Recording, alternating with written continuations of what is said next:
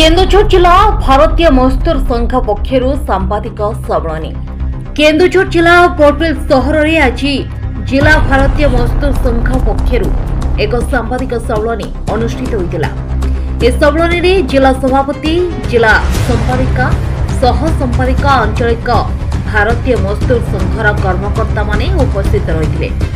विगत किछि दिन पूर्व जिला ठेका मजदूर संघर सभापति भाव बलाणी अंचल एक वरिष्ठ नागरिक घोषणा कर केन्दुझर जिला भारतीय मजदूर संघ पक्षर अवध्य घोषणा करने सहित यह विरोध में दृढ़ कार्यानुष्ठान ग्रहण करने राज्य कमिटी पाखरे दाबी कर। सर्वप्रथम समस्त मोर नमस्कार। मो ना बीणापाणी बेहेरा, भारतीय मजदूर संघर जिला जॉइंट सेक्रेटरी अच्छी।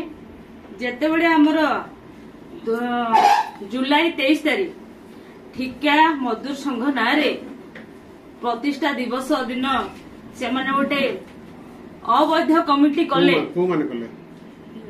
उमाकांत दास आउ किछि लोक नहीं कि प्रतिष्ठा दिवस दिन से गोटे ठिका मजदूर संघ ना संघरे से मीटिंग करी तांको जिला कमिटी कले। आपण देखंतु भारतीय जनता पार्टी गोटे संगठित पार्टी एते विशृंखला हैला केमती? ए भारतीय मजदूर संघ आज्ञा ये होची अण राजनीतिक संगठन, ये कोनोसी पार्टी रो नुह। एथिबे आमे सूचय दोचु ये होची श्रमिक हित, राष्ट्र हित, उद्योग हित। एडी हजार हजार श्रमिक संगठन पे आमे बीएमएस अतप्रत भाबे जड़ित होई तांको पे आमे काम करछु। तेनु आमे चाहुनु आज्ञा जोटा जिल्ला रे आज्ञा जाई नहांती, आमे जिला कमिटी जानी नहु किंतु राज्य भी जानिनी। सेमाने अवैध भाबरे सेमान जाईकी संस्कृति भवन रे 23 तारीख प्रतिष्ठा दिवस थिला। प्रतिष्ठा दिवस रे सेमाने कोन कले ना मीटिंग कले, तापर जिला घोषणा कले, जिला कमिटी कले। ठिका मजदूर संघर कमलापति यादव तांको प्रेसिडेंट रखा हेची, जोटा कि आमे जिला वाला जानिनु, राज्य जानि नहंती। एडा हैला केमिति? एथि पे आमे आज प्रेस मीडिया रे जणे दवा पे चाहूचु ये जो काम से करूचंती एडा उचित नुह। आगामी दिन रे आज प्रेस मीडिया रे मु कहि देई कि जाउची, आगामी दिन रे जदि आउ किछि रैली करंती, एई 6 तारीख दिन से माने कोन करचंती, रैली भी करचंती। मुख्यमंत्री जिला कार्यालय रे कलेक्टर को दाबी पत्र देइचंती। काहेकि आज्ञा जोठी तांको ए पर्यंत स्वीकृति दिया जायनी, को अधिकार से माने करिवे, काहेकि लोक को ठकिवे। तेणु आज भारतीय मजदूर संघ ए निष्पत्ति नैची। जिला कमिटी आज आसी प्रेस मीट रे बयान दउची जे ए सब असत्य अटे। आगामी दिन रे जदि एमिति किछि आ कार्यक्रम करंती तांको नार आमे दृढ़ कार्यानुष्ठान ग्रहण करिवु। आज भारतीय मजदूर संघ द्वारा बड़बिल ठारे जो सामाजिक सम्मेलन रखा जायछि, मुख्य उद्देश्य रही आमर किछि भारतीय मजदूर संघ केन्दुझर जिला श्रमिक हित, राष्ट्र हित, उद्योग हित दिगरे कार्य करबा बेले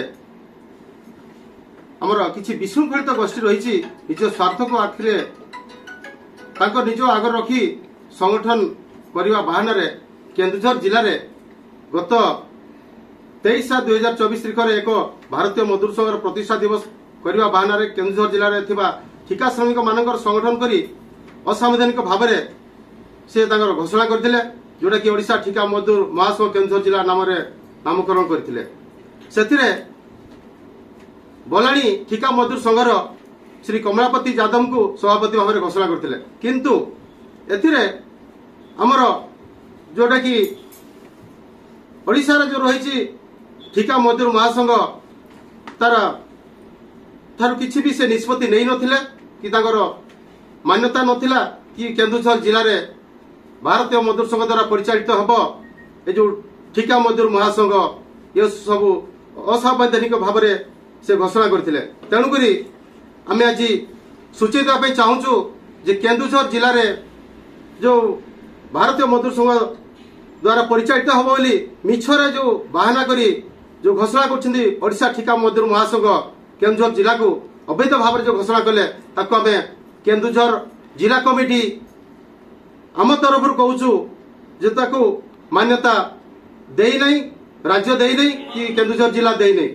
ताकू आमे एथिपई दृढ़ कार्यानुष्ठान करिया पई हमर भारतीय मजदूर संघ ओडिशा राज्य को दाबी जणाउछु एवं हमर आज घोषणा करूछु जे जदि भी आगामी दिन रे सामाने ठिका मजदूर महासंघ नाम रे जदि भी आगामी दिन किसी कार्यक्रम करिया पई जाउछंती ताले ताको हम दृढ़ विरोध करिवु, जहा द्वारा सी केन्दुझर जिलार जिला कमिटी सहित सामाने परिचालित नहीं कि तांकर अगोचर जेहेतु कार्य करछंती किछु घर विरोध करा पे आज हम सामाजिक सम्मेलन करछु। केन्दुझर बड़बिल दिपेश कुमार बेहेरा रिपोर्ट संधार न्यूज।